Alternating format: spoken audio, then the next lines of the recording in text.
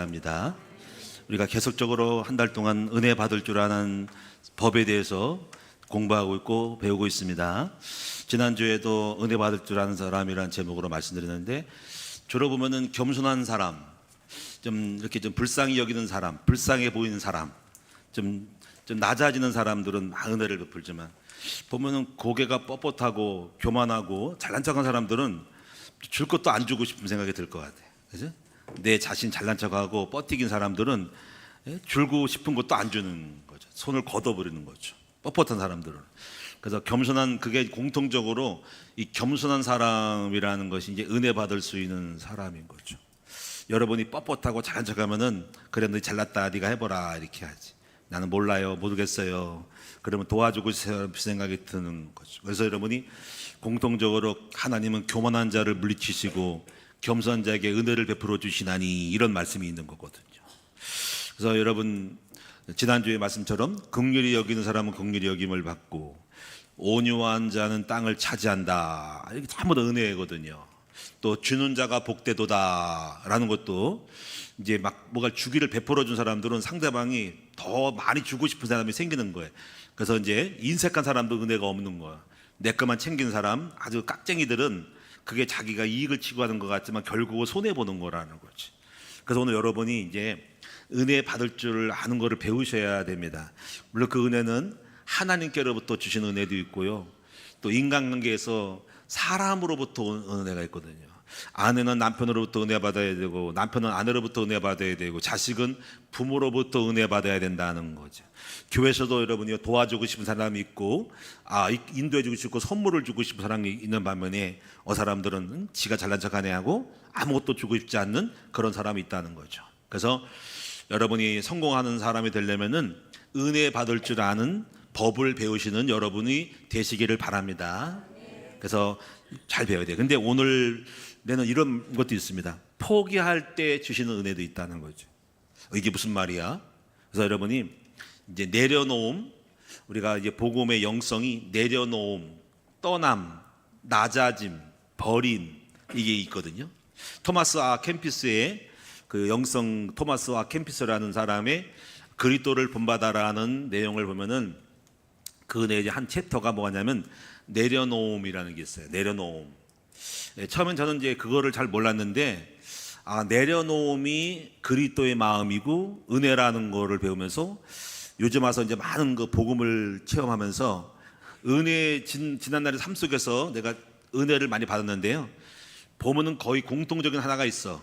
그 바로 내려놓음, 떠남, 포기함이 은혜가 있었다는 거예요. 100%는 아닌데, 어떤 건 그래서 은혜 받을 때는 잡을 것이 있고 떠나는 게 있다는 거죠. 오늘 여러분이 내려놓고 떠나라니까는, 포기하라니까는 무조건 포기하는 게 아니고, 가장 기본적인 걸 전제할 때는 먼저 은혜 받으려면 잡아야 되는 거, 잡아야 되는 거. 그래서 이 잡을 것과 떠날 거에 대한 구분을 잘하는 것이 지혜인데요, 미련한 사람들은요, 잡을 것은 안 잡고 떠날 것을 잡는 사람이 있는 거예요. 이 사람들은 바보, 어리석은 사람이에요. 잡을 것을 잡지는 않고 떠날 것을 잡고 있어. 지혜로운 사람은 잡을 것을 잘 잡고 떠날 것을 잘 잡는 사람이 지혜로운 사람인 거지. 시편 1편에 보니까는, 복 있는 사람은 악인에게 꾀를 따르지 않고 죄인의 길에 서지 않고 오만한 자의 자리에 앉지 아니하고, 전부 아니잖아요. 떠나라는 거지. 악인의 꾀를 쫓지 않고. 근데 오직 여호와의 율법을 주야로 묵상하는 사람은 복 있는 사람이라는 거죠. 이건 잡는 것과 떠남을 잘하는 거죠. 그래서 오늘 여러분이 어리석은 사람이 되지 말고 지혜로운 사람이 되어서 영분별을 잘해서 잡을 것은 잡고 떠날 것은 떠날 수 있는 명쾌한, 결단력 있는 지혜로운 여러분 되시기를 주님의 이름으로 축원합니다. 그래서 첫 번째로 잡을 때와 포기할 때를 아는 것이 지혜라. 그래서 먼저 간단하게 잡을 거. 자, 어떤 것을 잡아야 될까요? 자, 먼저 우리는 복음을 끝까지 잡아야 돼요. 예수님의 복음을 잡아야 됩니다. 그리고 이제 그리스도의 언약을 잡아야 됩니다. 하나님은요, 우리에게 복 주시는 방법이 예수 그리스도 안에 새 언약 안에서 복을 주시기로 작정을 했어요. 그래서 그리스도를 잡으면 반드시 하나님이 예수님은 길이요 진리요 생명이 돼가지고 복을 주시는 것입니다. 저는 이거를 제가 볼 때, 그래서 제가 목회를 하면서 저는요, 목회에서 처음 할 때 무엇을 잡기 원하냐면은 나는 오직 다른 것을 하지 아니하고 예수 그리스도의 복음만 나타내고 복음만 강조하고 복음만 추구해야 되겠다라고 그렇게 마음을 하나님이 주신 건데, 그것도 은혜입니다. 내 마음속에 난 목회할 때 별것을 다 봤거든요. 그동안에 신앙생활 하면서 신비주의 교회를 많이 다져봤고요.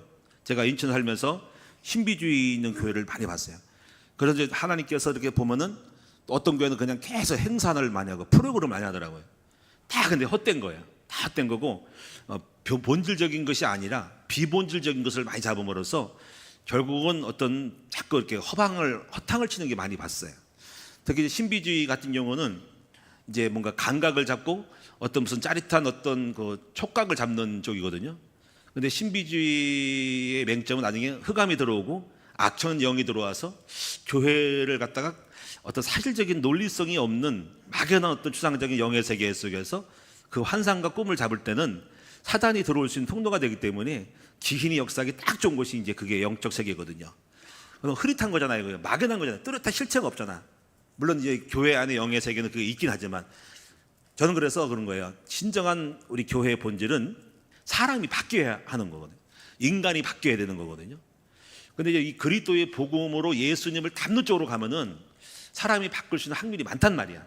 예수님을 계속 강조하다 보면. 근데 제가 목회하다 보면은 그렇게 예수님을 강조해도 못 알아먹어가지고 이게 자아가 깨지지 않아가지고 안 되는 경우가 있거든요. 근데 그리스도를 강조했더니 사람들이 다 겸손해지고 온유해지면서 공동체 안에서 싸움박질하는 것이 별로 없다는 거지. 그래서 복음은 오래 참고 온유하고 자기 유익을 구하지 않고 이렇게 하는 거거든요. 그러면 교회라고 하는 부분이 평안해지는 거예요. 그리스도를 닮기 때문에 누가 싸움질 하겠습니까? 이타적인데 이기적이지 않잖아. 그래서 그렇게 해서 이제 함으로써 교회가 그리스도가 된 사람들이 딱 모이는 공동체는요, 싸우지를 않아. 안정되고 평안하면서 교회가 평안하여 서로 하나가 되어서 잘 가는 거야. 근데 거꾸로 가면요, 그리스도를 이렇게 강조해도 잘 안 되는 게 있는데 그리스도가 없이 뭐 신비주의하고 뭐 여러 가지 교회 뭐 프로그램 많이 하고 뭐 행사 많이 하면은 그리스도는 잡지 않고 행사 프로그램으로 몸들을 하다 보면은 거기서 시기, 질투, 싸움박질 많이 나는 거예요. 특히 신비주의 하면은 나중에 혼란이 와가지고 영의 세계 혼란이 와가지고 난 한상 봤다 해가지고 안 되는 거예요. 그래서 일절 그런 것들을 갖다가 있을 수는 있어요. 프로그램도 있고 뭐 우리가 운동회도 그 작년에 지난해 풋살대도 있고 행사가 많지만은 그것은 가끔 하는 것이지만 그것이 본질이 되면 안 된다는 거예요. 그 신비 쪽으로 가서 막 뭐 예언 받아라, 방언하라, 막 뭐 짜릿하게 뭐 봤다, 꿈을 꿨다, 뭐 점을 치고 뭐 꿈을 환상 같다, 이런 식으로 갖다가는요 기hin이 갖고 노는 거예요. 그래서 그럼 혼란이 오고 영의 세계에서 알 수 없는 세계 속에서 혼란스러움이 오기 때문에 쪼개지고 갈라지고 뭐 예언 받았다, 신 받았다 이러면 망하는 거예요.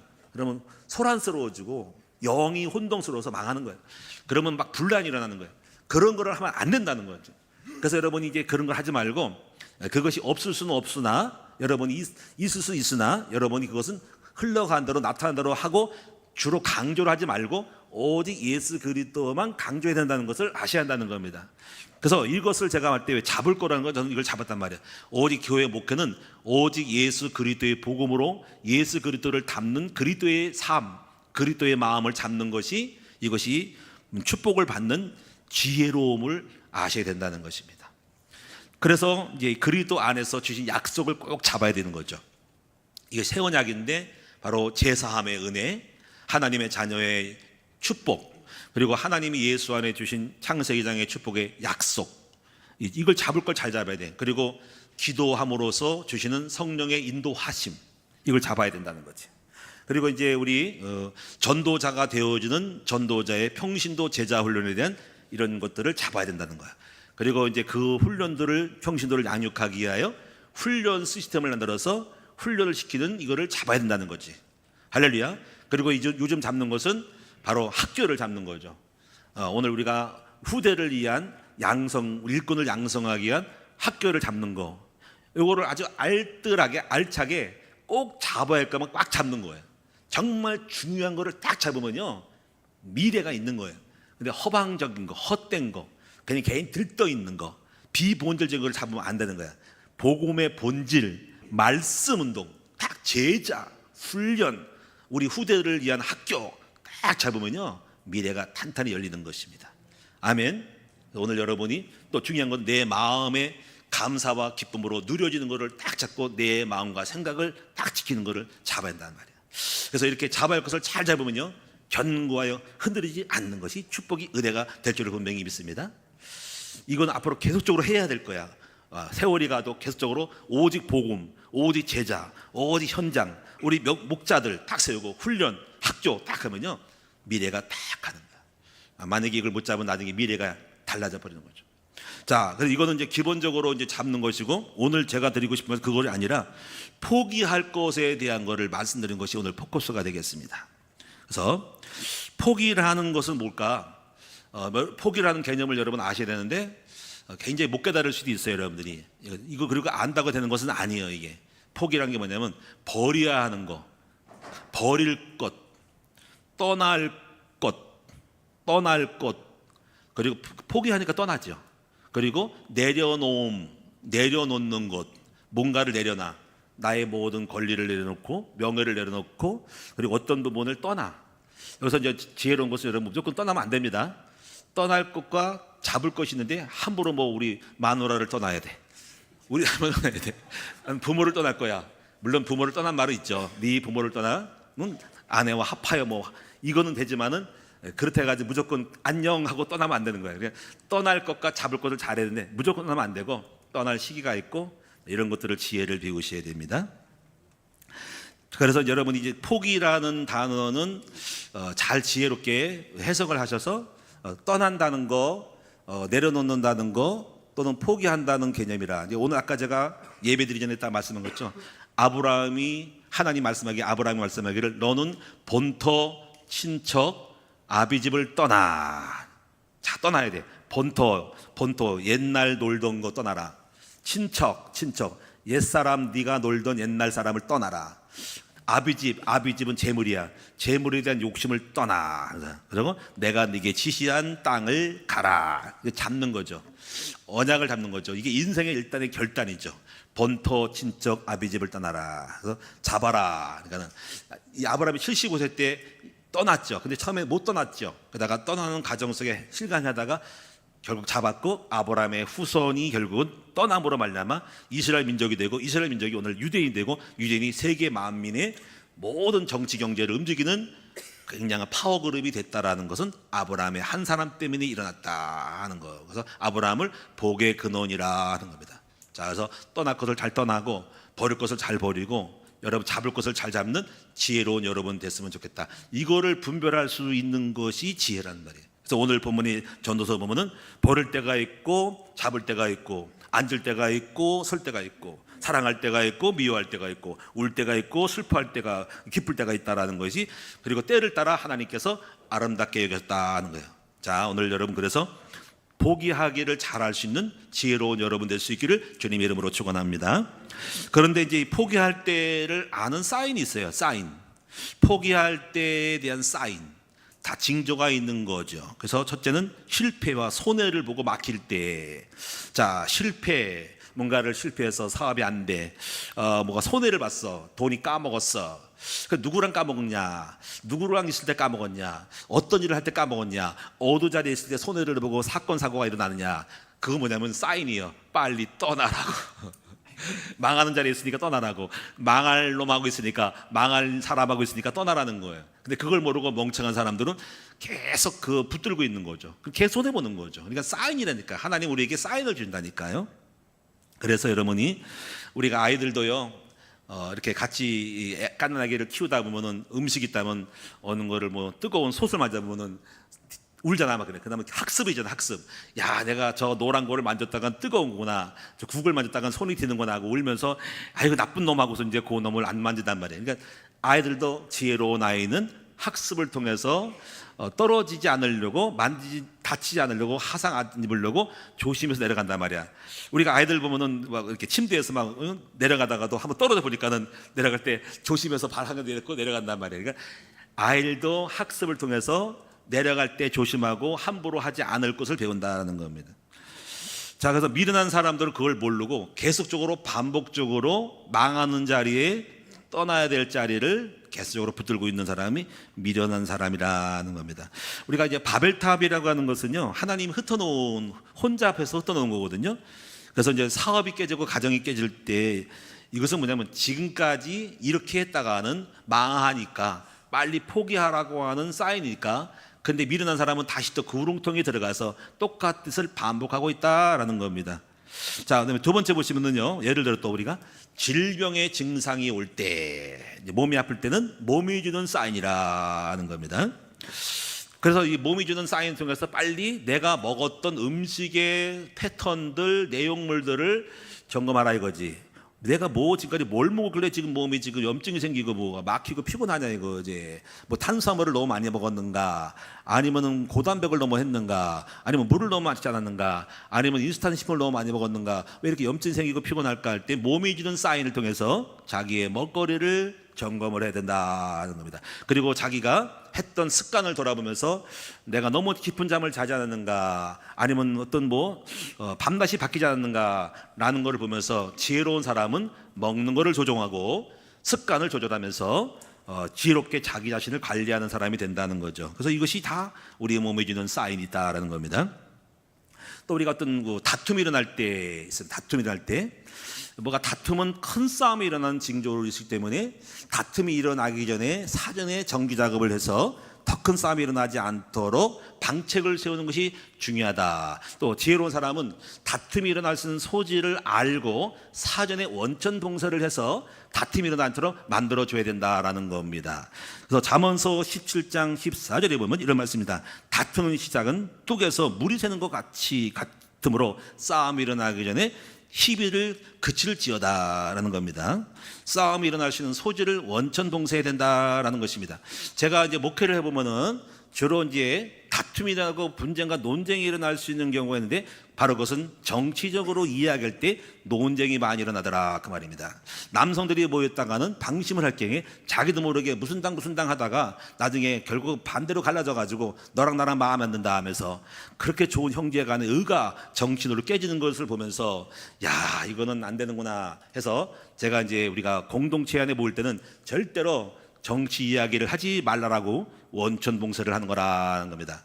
또 돈을 꾸는 것도 원천 봉쇄를 하지 않으면 안 됩니다. 쉽게 친해질 경우에는 아는 사람이라 가지고 형님, 집사님 아우 하면서 돈 좀 빌려주세요 하고 쉽게 말하는데, 그런 것도 나중에 문제가 생겨서 문제는 꿔주는데 안 갚아서 나중에 이제 꿔준 사람이 나중에 좀 사정을 해서 달라고 할 정도가 가지고 이게 되는 거예요. 또 사실 깊어지면 강매를 하게 됩니다. 서로 안다고 물건 팔아달라고 한다 말이야. 이러니까 이것도 불상사란 말이야. 그래서 이것도 원천 봉쇄를 해서 모임 있을 때 항상 리더자는 이걸 알고 미리 예방 조치를 한다라는 겁니다. 그래서 여러분이 이렇게 다툼이 일어날 수 있는 소지를 원천 봉쇄해야 된다라는 것입니다. 교회는 그래서 항상 어떤 정치적인 논리에 빠지지 말고 모든 사람의 의견이 서로 다름으로 말미암아서 한쪽에 치우치지 말고 중립을 지키면서 오직 우리가 해야 할 것은 오직 복음을 전하면서 나가야 되고, 그러나 국가가 위기에 빠질 때는 분명히 일어나야 되겠지만 그렇지 않을 경우에는 우리가 기도하면서 기도해주면서 함께 나가야 된다는 것입니다. 그래서 여러분이 항상 조심할 것은 다툼이 일어나지 않도록 미리미리 사전에 예방을 하고 준비를 하고 대비를 해 나가면서 원천 봉쇄를 하는 그런 리스크 관리를 잘해야 된다라는 것입니다. 그래서 지금까지 우리 교회는 특별히 그런 문제가 없었지만 혹시 여러분도 방심하지 말고 조심할 수 있기를 축원합니다. 만나면 또 부정적인 이야기하고 남 얘기하고 농담하고 이런 것도 다 나중에 시비가 일어나게 되기 때문에 지혜롭게 잘해야 된다는 것입니다. 그래서 그런 징조가 있다는 거죠. 그래서 여러분이 이제 피곤하고 무거운 짐을 질 때, 여러분이 뭔가 스트레스 받고 마음이 무겁고 할 때는 지금 했던 모든 삶도 돌아보면서 앞으로도 이렇게 살면은 여러분이 수고하고 피곤하고 무거운 짐이 올 수 있다는 걸 알기 때문에 지혜롭게 처세를 잘해야 된다는 거죠.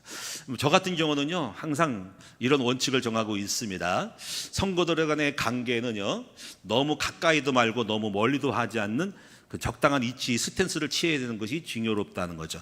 너무 가까이면은 약점이 보이고 흔점이 보여가지고 뭔가 이렇게 자기도 모르게 약점으로 비난할 수 있고, 또 너무 멀리면은 뭐 너무 목사님 너무 멀다고 할 때는 섭섭함이기 때문에 그 거리를 잘 조절해서 있는 것이 중요하다라는 거예요. 제가 경험상 그래요. 목회자가 성도랑 너무 가까이 있으면요 흠이 많이 보일 수 있어요. 특히 어떤 분들은 잠을 자면서 저보고 그래요. 목사님이 코를 너무 많이 건다고 시험이 든대요. 아 그러시군요. 그 어떡하냐, 내가 코를 자를 수도 없고. 그래서 가능하면은 주여 잠을 자도 코로도 잘 주무시도록 은혜를 달라고 할 수밖에 없는데, 그래서 가능하면요 알았다고 이제 하는 거죠. 그래서 어떤 여러분이 또 잠자다가 또 제가 또 졸려가지고 침을 질질 흘리면은 아이 목사님이 침을 질질 흘리고 자네.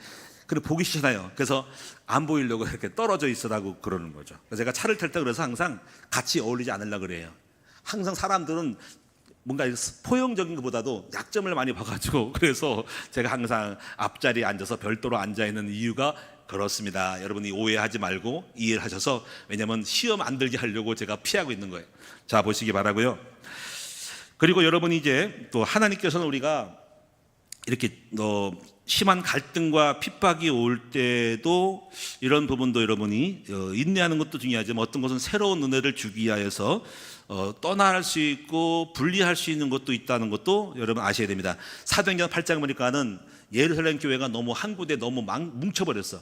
3,000명, 4,000명, 5,000명 뭉치니까 우리 하나님 볼 때는 하나님의 계획과 안 맞아. 그래가지고 하나님이 핍박을 줘가지고 스데반 지사의 일로 핍박을 줘가지고 그 백성이 흩어짐으로써 말미암아서 사마리아까지 복음을 전파하는 것이기 때문에 그것이 나쁜 것이 아니라 하나님의 물론 의도된 것보다도 계획이 뭐냐면 핍박을 이미 줘가지고 흩어지게 해서 복음이 편만하게 펴지게 하는 것도 있기 때문에 그런 관점에서 여러분이 모든 것들을 전망을 해야 된다라는 것입니다. 하나님은 너무 뭉치는 게 좋지 않습니다. 흩어져서 사방팔방으로 많은 사역이 확장되고 씨가 민들레 씨앗처럼 퍼지기를 원하는 것도 있다라는 것입니다. 하여튼 저는 여러분 있죠, 우리가 이제 이런 마음을 갖고 있습니다. 어떤 스트레스냐면은 아까 말한 것처럼 불어는 건도 있지만은요, 저는 항상 뭐든지 억지로 하지 않으려는 마음을 갖고 있습니다. 억지로 하지 않는다 하는 거예요.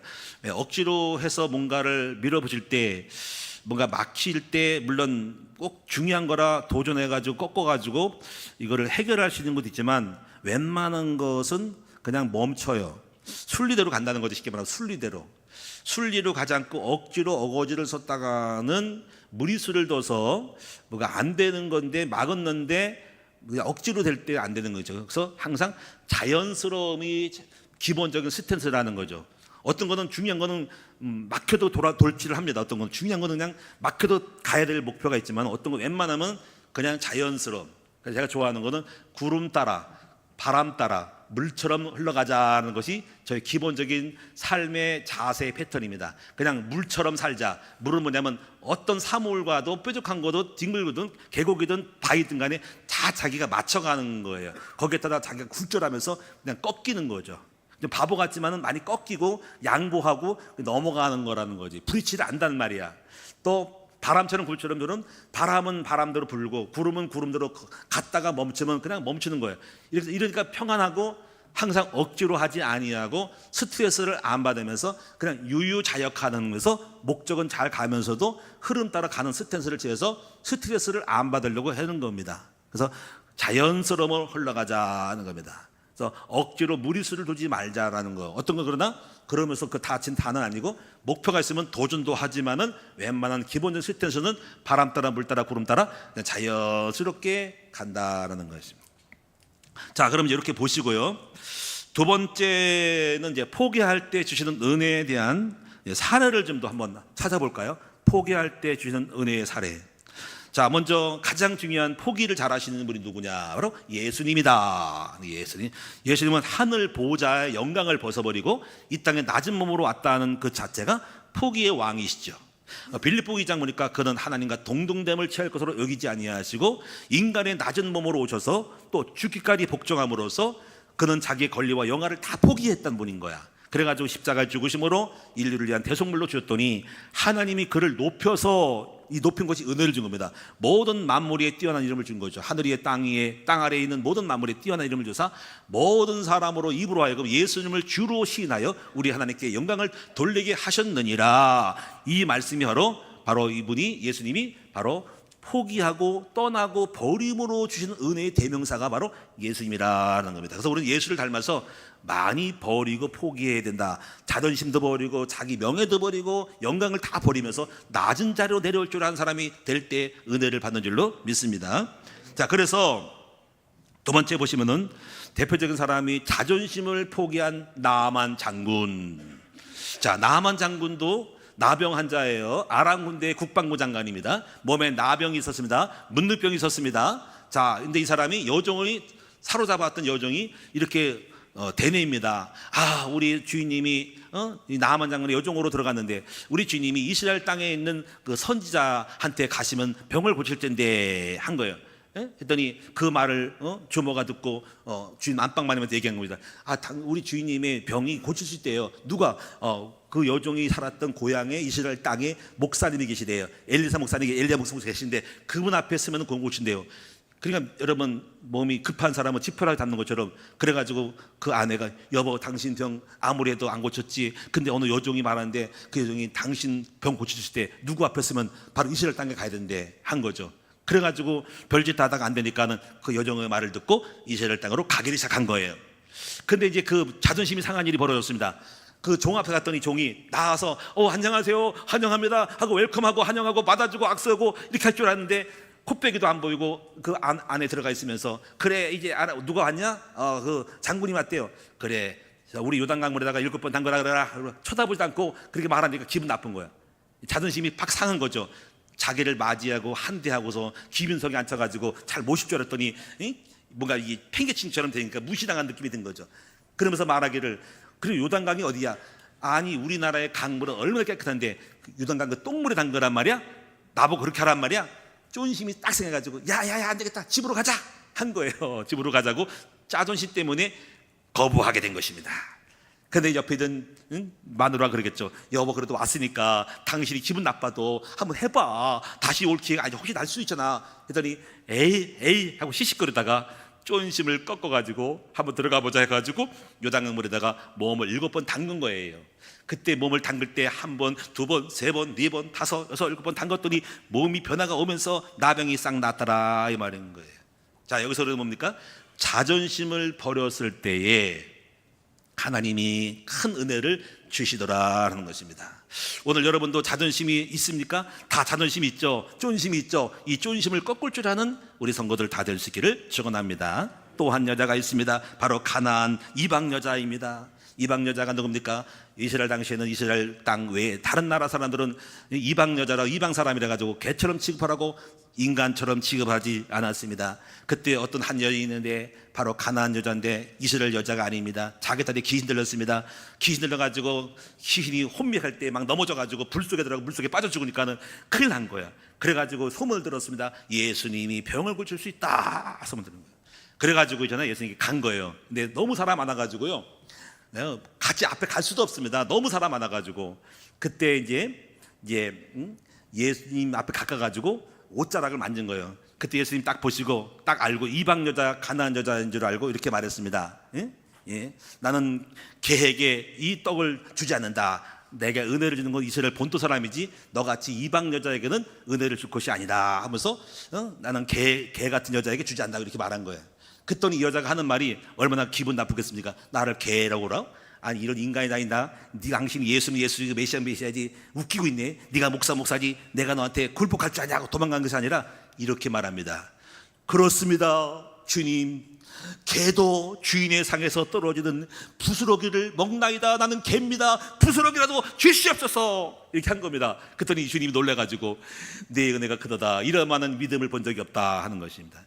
여러분 이 여자가 은혜 받은 것은 무엇 때문에 받았습니까? 바로 개처럼 취급받아도 나는 개라도 싸우니 은혜 받기로 합니다라는 자기의 자존심을 딱 꺾었을 때에 하나님이 복을 주신 줄로 믿습니다. 우리 하나님은 자존심을 팍팍 긁으시는 예수님이신가 봐. 어쨌거나 여러분들 다 테스트입니다. 테스트 할렐루야. 옛날에 이런 이야기가 떠오르네요. 어느 선교단체에서 선교사들을 모집하는데요 이제 선교사들 대상자가 왔는데요 이렇게 말합니다. 아침에 9시에 오세요 하다가 보니까는 또 이제 왔어요. 왔는데 몇 사람이 왔습니다. 한 10명이 지원했는데 보니까 주인 양반이 안 오고 또 얘기합니다. 내일 5시에 오세요. 그래서 갔더니 또 주인이 안 나오고 또 통보가 옵니다. 내일 모레 또 3시에 오세요. 이거 말 듣고 열받아서 아니 뭐 이런 단체가 다 있어. 기분 나쁘게 오라가라 말고 코빼기도 안 보이고 나오지도 않아. 다 도망갔어요. 나중에 한 사람이 남았습니다. 다시 또 새벽 1시에 오십시오 했더니 나타났어. 가지고 이제 나중에 그 담당자가 와가지고 나타난 거예요. 그랬더니 다 어디 갔냐 했더니 다 도망갔습니다. 그랬더니 당신이 왜 했습니까? 저는 선교사가 되기 위해서 어떤 경우에도 복종하려고 왔습니다. 그랬더니 맞습니다. 제가 다 테스트하려고 온 것입니다. 선교일이라는 것은 자존심이 있으면 자기 주장하고 자기 논리대로 하면 안 되는 거예요. 당신은 합격했습니다. 내가 일부러 테스트한 거예요. 당신의 자아를 꺾고 고정관념을 깨려고 한 거예요. 당신은 훌륭한 사람이고 어느 상황에도 적응할 수가 있습니다라고 합격 통지를 내렸다는 말이 있습니다. 그렇습니다. 우리는요 바로 자존심을 내려놓을 때 하나님이 그 포기할 때 복을 주실 줄로 분명히 믿습니다. 우리 자존심을 다 버리셔야 됩니다.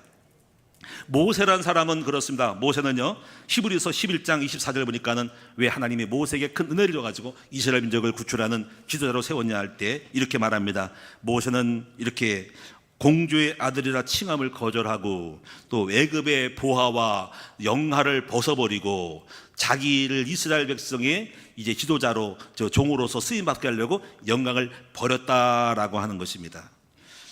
왕궁의 화려한 생활과 권력을 포기하고 버렸던 이 모세를 하나님이 들어서서 이스라엘 민족이 200만 명을 구출하는 민족의 지도자로 또 엄청난 구세주로 구원자로서 세워주신 것입니다. 지금도 이스라엘 민족들은 모세를 정말 국가의 지도자로 추앙하고 있습니다. 이렇게 자기 영광을 버리고 명예를 벗어버린 사람에게 그 은혜를 주신 것입니다.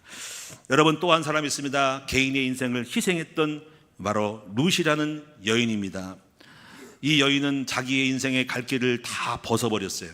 내가 알아서 가면은 좋은 남자 만나고 자기 모압 당해서 살 수 있음을 불구하고 자기 인생의 화려함과 정상적인 것을 버리고 자기 자신이 어찌 될지도 모르는 시어머니를 따라가서 살았던 이 여인, 바로 자신의 인생의 행복을 포기하고 타인의 인생을 삶을 선택했던 이 여인에게 하나님은 큰 은혜를 주십니다. 바로 새로운 남자 보아스를 남편을 만나는데 보아스가 부자고 그리고 또 메시아의 가문의 조상이 되어지는 영적 어미로 은혜를 베풀어 주신 것입니다. 또 다윗이 또 포기를 잘했습니다. 바로 원수 갚는 것을 포기를 잘했다는 겁니다. 사울 왕이 늘 죽이려고 들었습니다. 우리 같으면 나도 한번 싸워보겠다, 복수하겠다 하지만은 이 다윗은 원수 갚는 걸 포기하고 하나님께 맡기면서 기름 부음 받은 종을 갖다가 함부로 할 수 없다 해가지고 늘 도망다니는 것이죠. 그래가지고 나중에 하나님이 그를 보시고 이스라엘 왕의 뛰어난 나라의 왕으로 세우시는 은혜를 주신 것입니다. 이렇게 성경에 보면은 많은 은혜를 주는 사람이 있습니다. 특별히 오늘 본문에 아브라함 이야기가, 아브라함이 포기를 잘한 사람이 아브라함이에요. 포기 잘해서 복을 받았습니다. 먼저 아까 말씀드린 것처럼 본토 친척 아비 집을 떠나고 잘 떠나서 복받은 사람이 아브라함인 거예요. 또 창세기 13장 보니까는 조카하고 이렇게 양식 때문에 물싸움 때문에 우물물 때문에 갈등할 때 아브라함이 이렇게 말합니다. 포기를 합니다. 먼저 삼촌이기 때문에 기득권있는 조카한테 네가 자하면 내가 우하고 네가 우하면 내가 자를 하면서 양보를 하는 거죠. 자기 양보를 하고 자기를 포기했더니 하나님께서 거기서 포기한 그 자리에서 하나님이 큰 복을 주시는 것입니다. 바로 마무리 상수로 제2번으로 선택된 척박한 땅에서, 조용한 땅에서 거기서 오히려 기도하게 되고 기도해서 오히려 거부가 되어지고 한 것입니다. 이렇게 아브라함은 늘 양보를 했다. 당신이 자하면 내가 우하고 네가 오면 내가 자한다. 손해보는 것이 아니에요. 이삭도 마찬가지. 이삭도요 거기에 그 우물 파다가 그 지역 사람하고 싸우는데요 다 양보합니다. 양보해가지고 도망다니다가 나중에 여러분이요 이삭이 큰 르호봇이라고 하는 땅을 차지하면서 쫓아오지 않을 만큼의 땅을 차지하면서 거기서 거부가 되는 것이 있습니다. 무조건 잡고 악착같다고 성공하는 것이 아니고 양보하고 포기할 때 하나님이 큰 복을 주신 것을 알 수가 있습니다. 또 창세기 20장에도 아브라함이 독자 이삭을 포기할 때 하나님이 그를 죽이지 않고 살려서 바로 메시아의 약속을 주십니다. 자, 세 번째 보시면은요 포기하고 내려간 그 자리가 축복의 통로가 되는 경우가 많습니다. 포기하고 내려갔는데 포기한 그 현장이 내게 축복이 된다는 것입니다. 요셉은 누명을 써서 강간 누명을 쓰고 감옥에 내려갔습니다. 자, 여러분 참 성경을 읽다 보면 기이하죠. 보통 상식으로는 누명을 쓰고 강간 누명을 쓰면 상소를 하고 변호사를 선임하든 간에 그 당시 변호사가 있겠습니다까마는 어쨌거나 항의했을 건데 바보같이 그냥 그 감옥에 들어가 버리죠. 근데 그 포기한 자기 자신을 포기하고 인도박하는데 거기서 바로 애굽왕의 바로의 똥 맡은 술 맡은 사람 관원을 2명을 만나는 거죠. 그 만남 속에서 나중에 바로 앞에 가게 되는 축복의 통로가 된 것이 포기한 그 자리가 축복이었다라는 거예요. 이게 굉장히 중요한 거예요. 하나님은 다 우리를 포기함으로 끌고 가는 거, 너의 자아를 죽임으로 끌고 가는 그 현장에서 축복이 예비되어 있다는 거죠. 다윗도 마찬가지입니다. 광야에서 사울왕을 피해가지고 광야로 도망갔는데 도망간 그 자리에서 불황아를 만납니다. 그 400명을 만납니다. 그 400명을 갖다가 친구가 되고 잘 어울리니까 이것도 포기거든요. 자기 쫀심을 벗어버리고 낮은 사람하고 어울렸던 자존심을 버리고 또래같이 어울렸던 그 낮은 자의 마음이 400명이 팬클럽이 되면서 그 400명이 다윗을 도와서 왕으로 세워지는 일이 있었다는 겁니다. 우리가 포기하는 그 자리가 실패가 아니라 축복이라는 것입니다. 롯도 아까 말처럼 포기하고 내려간 그 베들레헴이 축복이 되었다. 브리스길라 아굴라 부부도 로마의 추방령에 내려가지고 내려간 빌립보 거기서 바울을 만나서 평생 등역자를 만났다. 누가복음 15장의 탕자도 자기 자신의 자존심 버리고 실패를 포기하고 아버지의 사랑으로 들어갔더니 거기서 복을 주었다는 것입니다. 이제 마지막으로 제 얘기 좀 하고 오늘 포기에 대한 말씀을 마치려고 하는데요. 저의 인생에도 잘 잡은 것도 있었고요. 제가 복음을 잡았고 내가 목사가 되고 신학교를 간 거는 잘 잡은 거예요. 근데 지난날 보니까 포기할 때 주셨던 은혜가 많이 있어요. 다 말씀드리기가 좀 뭐한데 제가 첫 번째 포기는 제가 고양시로 갔을 때에 거기서 소송이 걸렸습니다. 제가 잘못 가가지고 아마 자세한 얘기 나중에 좀 하겠지만은 처음으로 결혼하고 나서 부임을 받았어요. 그래서 청빙을 받은 거죠. 고양시 일산, 지금 일산 신도시에서 땅 한 60평, 건물 한 50평, 60평, 땅 100평짜리에 성도 한 50명의 거기 목회자로 청빙을 받은 거예요. 거기 명기 대학생들이 많았고 대학생이 많아가지고 제가 설교를 했더니 이제 나름대로 은혜가 돼가지고 공동회를 통해서 저를 오라고 했어요. 해가지고 가서 목회하는데 근데 거기서 법적인 문제가 생겼습니다. 뭐냐면요, 그게 고회하고 노회하고 우리 노회가 다른 거예요. 노회가 다를 때는 그 목사는 실수한 거죠. 나이가 많으신 분인데 은퇴할 사람인데 교회 신고를 안 하고 다른 교단 사람이 제가 부임하니까 바로 그 소속된 노회에서 타치가 들어온 거예요. 노회는 왜 새로운 목사가 연락도 없이 왔냐고 거기서 파송돼가지고 그 목사가 아닌 노회 목사들이 와서 저랑 대치하게 된 거예요. 저는 교회만 볼 때는 가야 되는데 그런 싸움이 벌어진 거죠. 제가 목회 초년입니다. 30살 때입니다. 30세 때 여러분이 그런 엄청난 일을 만나고 법적인 문제 생긴 겁니다. 자, 이럴 때 두 가지입니다. 하나는 같이 맞짱을 뜨냐, 나는 권리가 있다, 공동회에서 내가 당연하게 교회 안에 법에 허락받아서 회의를 통해서 합법적으로 내가 여기 된 사람이다 하는 이거 하고, 아니면 또 이제 그렇게 할 수 있죠. 근데 그건 해석적인 나름이죠. 노회에서는 아니다, 이 목사가 행한 것은 허락 없이 청빙했기 때문에 아니다라고 법적인 문제가 오고 법적 갈판입니다. 자, 저 같은 경우 어떻게 했을까요? 저는 힘도 없죠. 근데 저는 포기했어요. 왜 포기했냐면 다른 게 그 사람이 무서워서 포기한 게 아니라 이 생각이 들었어요. 이 생각으로 포기한 겁니다. 야, 내가 여기 가려고 했던 담임 목사님이 나이가 많으셔. 60이 넘고 70이 거의 됐는데, 야, 이 노인이 얼마나 힘드실까? 자기 자신도 모르고 했는데 제가 그분을 생각해서 그 어르신이 다시 목회하고 해야 되겠다. 나는 젊기 때문에 아니 또 새로운 길이 많아. 나는 새로운 갈 길이 많기 때문에 또 해도 돼. 근데 이분은 마지막 막판이잖아. 얼마나 곤란한 징역을 당했을까 할 때 제가 그 법이 무서워서 거 아니고 저는 그분 생각해서 이렇게 얘기했어요. 다음 내일까지 통보해 주세요. 같이 어떻게 맞짱을 뜰 겁니까?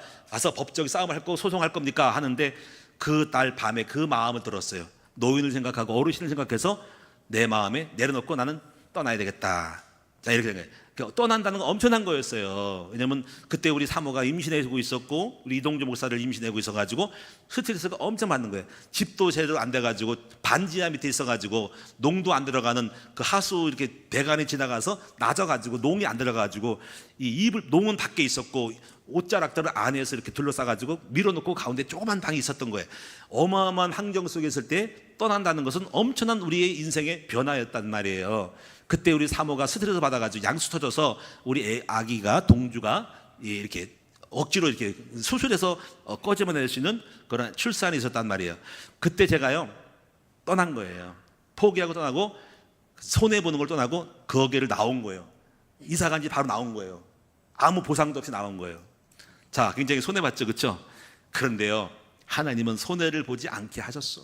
왜냐하면 떠나가지고 간 곳이 제가 진천이라는 곳을 갔어요. 돈도 얼마 안 남아가지고 이 돈 가지고 무엇을 할꼬 하다가 그 당시에 국민일보에서 개척교회에 대한 어떤 그 지방에 교회가 없는 시골 교회를 소개한 적이 있어요. 근데 쭉 보다가 진천이라는 장소에 가서 시골에 들어가서 목회해야 되겠다라고 진천을 선택해서 읍내에 목회하다가 하나님이 거기서 복을 주셔가지고 하나님이 거기에 작은 땅을 샀는데 그 땅에서 하나님이 복을 줘가지고 300만 원 갖고 들어왔는데 하나님이 2,500을 만들어서 오늘 여기 이 교회가 세워질 수 있는 기초를 주신 거라는 겁니다. 하나님은 절대로 공짜가 없다는 거죠.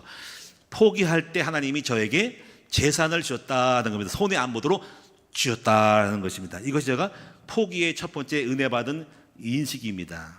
두 번째는요, 또 하나가 뭐냐면 간단하게 말씀드릴게요. 제가 이제 막 교회가 성장해가지고 노회장이 돼야 돼. 당역에 노회장이 있어요. 노회장. 제가 부노회장입니다. 20년 전의 이야기입니다. 자, 내년도는 부노회장이 노회를 승계해서 노회장이 돼야 됩니다. 자, 근데 정치가 있습니다. 정치 입군들이 이해 사람들이 자 섭외하는 거야. 저한테 찾아왔어요. 목사님 다음에 노회장 하는데 제 아는 사람 중에 이분이 나이가 많아요. 은퇴할 날에 와서 가지고 노회장을 꼭 하고 싶다 그래요. 그래가지고 이 사람이 좀 하면 어떻겠냐고. 목사님에게 정말 죄송한데 어떻게 하면 좋겠냐고. 딱 그때 또 정치 싸움을 하는구만. 속으로 이제 야, 정치가 이런 거구나. 지들끼리 섭외해가지고 작정해가지고 뭐가 불법을 행하잖아요, 그렇죠? 그럼 내가 이제 속으로 막 열받아가지고 할 수 있잖아요, 그렇죠? 제가 또 양보를 했네 또. 아, 그래요? 생각도 없어. 그때는 바로 나는 안 할 테니까 그분 하시라고. 정말 그분을 생각한 거야. 그분은 하시라고. 정말 그런 마음이 있었어. 미워서가 아니라 그러냐고 하시라고. 또 내려놨어. 내려놓고 나니까는 뭐 할까 생각하다 보니까 마음속에 이제 내가 1년 동안 뭐 노회장이 돼가지고 무슨 뭐 쫓아가고 뭐 경조사 쫓아가고 뭐 인증 예배 다 드려야 되거든요. 안 하는 거야. 시간이 많이 남는 거야. 이런 마음이 들었어. 야, 나는 목회 전념해야 되겠다 해가지고 잘 됐다 싶어가지고 안 하고 나서 교회에 전도하는 일을 힘을 쓴 거예요. 그래가지고 성도들을 데리고 모시고 일주일에 한 번씩 전도 캠프를 하는 시스템을 구축한 거예요. 그래서 결과적으로 보면 제가요 더 복을 많이 받은 거라는 거야. 정치에 안 빠지고 목회 전념함으로 말미암아서 우리 교회가 전도 이 운동이 일어나게 되고 그 이후로 전도 캠프를 계속하게 됐다는 거예요. 자, 하나님께서는 뭐예요? 포기할 때 은혜를 더 주시더라 이 말입니다. 자, 또 하나 얘기할까요? 하고 하나가 마칠게요. 여기 오기 전이 아니라 정학역에 있었는데 그 전에 정학역 앞에 사회복지관, 장애복지관에 거기서 70평 땅에다가 124평을 산 거예요. 자, 여기서 이제 건축하는데 돈이 없어가지고 건축하는 사람이 돈 내주시오, 빨리 건축비 주세요 한 거예요. 자, 그때요. 자, 좀 들어간 게 있지만은 제 마음속에 있는 거죠. 악착같이 나도 건축했으니까 내 거야 하고 싸울 수 있다는 얘기죠. 소송 걸 수 있다는 얘기죠. 그렇죠? 근데 거기서 또 기도했더니 하나님이 마음속에 야, 주신 자도 여호와시요 취하신 자도 여호와시니 여호와 이름이 영광을 받을지어라 이런 마음을 줘가지고 그 다음에 결단을 해서 내가 악착같이 그 서류 갖다가 뭐 근저당 설정하고 가압 유치고 뭐 서류 만들어가지고 악착같이 뺏어 먹은 것이 아니라 이렇게 얘기했습니다. 사장님, 제가 돈이 없네요. 그런데 이거를 복잡하고 싶지 않기 때문에 이거를 다 사장님께 드리겠습니다. 이 건물을 가져가세요. 땅 서류 다 주고 계약서도 다 주고 알아서 하시고 당신이 뺏어 먹던 대출하든 간에 팔아서 하고 하십시오. 단 딱 제가 투자한 2, 3천만 원 주시면 다시 지하실 목회하겠습니다 했더니 놀란 거예요. 이분이 놀랬어. 아니, 웬만한 목사는 악착같이 대들러가지고 싸움질하고 뺏어가고 씨름질하고 내 것이 내 거니 하고 실강해 할 일 텐데 이 목사가 뭐야 이래? 싸움질도 안 하고 다 준대. 깜짝 놀란 거야. 그래서 이분이 부인하고 따로 만나가지고 쑥덕덕 거리다 얘기하더라고. 야, 이렇게 되냐 어떻게 되냐 이상하냐. 그래서 결론이 나온 거죠. 자기들이 이런 거예요. 목사님이 그렇게 하시니까 저희도 이 돈을 알아서 주시도록 포기하겠습니다 한 거예요. 그리고 알아서 주세요. 안 받겠다는 말 아니고 알아서 5년이나 10년 주세요 한 거예요. 그리고 손 떼고 간다는 거예요. 써줄까요? 필요 없어요. 계좌만 넣으면 주세요. 내가 돈 되는 대로 드릴게. 약속도 안 하고 이자도 없고 그냥 아무나 없는 거예요. 그래가지고 그냥 주신 거예요. 그걸 하나님께 건물을 271평 땅에 120 연면적 124평 땅을 주신 거예요. 할렐루야. 이게 은혜잖아요, 그렇죠? 포기할 때 하나님이 저는 은혜를 받았어요. 와, 내려놓을 때 하나님 주시는 거죠. 그래가 제가 그 책임 때문에 여러분요 이미 그 건물에다가 대출 전세금 빼서 받았기도 하고 대출 받았지만 나머지 잔금을 갖다가 제가 매달마다 50만 원씩 50만 원 해가지고 몇 년 동안 갚아서 잔금을 제로로 만들어서 다 갚았습니다. 할렐루야. 그 하나님께서는 뭐냐면 포기할 때 주는 은혜를 내가 받은 거예요. 이런 일도 있구나 거죠. 내려놓을 때, 포기할 때, 안 가져갈 때 주시는 거예요. 이것이 상수들이 나는 아닙니다만은 그때 당시에 그랬다는 거예요. 그래서 내가 그래서 거기서 나오는 그 건물이 거기서 부흥이 돼가지고 거기서 나중에 몇 년 있다가 3억을 만들어서 새로운 땅을 간 겁니다. 거기서 그 땅에서 은혜 받아가지고 거기서 나머지 팔고 새로운 180땅을 사가지고 정학역 들어가서 180 세 번 따가지고 540땅에 일로 온 거란 말이에요. 한번 따라합니다. 하나님은 포기할 때 은혜를 주시는 하나님이시다. 하나님은 돌아가시지 않았단 말이에요. 그러나 여러분 이것이 100% 그렇다고 무조건 포기하지 말고 마누라 포기해, 땅 포기해, 집 포기해 그러지 마시고 잘 알아들으시란 말이야. 때때로 하나님이 포기할 때는 포기할 줄도 아는 사람이 돼야 된다라는 걸 말씀이니까 해석 잘 하셔가지고 쉽게 하지 마시고 여러분 성령들을 잘 받고 저는 이렇게 은혜 받다는 거예요. 잡을 때도 은혜지만 때로는 포기할 때도 은혜 주신다는 것입니다. 마지막 하나 말씀드리고 마칠게요. 제가 참 은혜 받는 건 뭐냐면 내가 옛날에 술 친구들이 많았거든요. 제가 예수 믿기 전에 술도 많이 먹고요 담배도 많이 폈단 말이야. 그런데 그 친구들을 끊었단 말이야. 그 친구들을 끊고 신학교 가가지고 하나는 새로운 친구를 만났더니 제가 은혜를 주신 거예요. 만약에 내가 그 친구들 안 끊었으면 저도 똑같이 이상한 놈이 돼가지고 술정배 내고 나쁜 놈이 돼가지고 꼬였을 거라 인생이. 근데 잘 친구들을 떠나서 새로운 친구를 만났더니 새로운 은혜를 주더라는 거죠. 자, 우리 옆 사람에서 합시다. 떠나기를 잘해야 당신이 지혜롭고 복은 사람이 되는 거예요. 기도하겠습니다. 하나님, 포기할 때 주는 은혜를 받을 수 있는 우리 모든 성도가 되어서 떠날 때 떠나고 내려놓을 때 내려놓고 포기할 때 포기할 줄 아는 지혜를 허락하여 주세요. 예수님의 이름으로 감사하며 기도합니다. 아멘. 찬송하겠습니다. 423장 먹보다도 더 검은 찬송 드리며 준비하신 예물 드리겠습니다.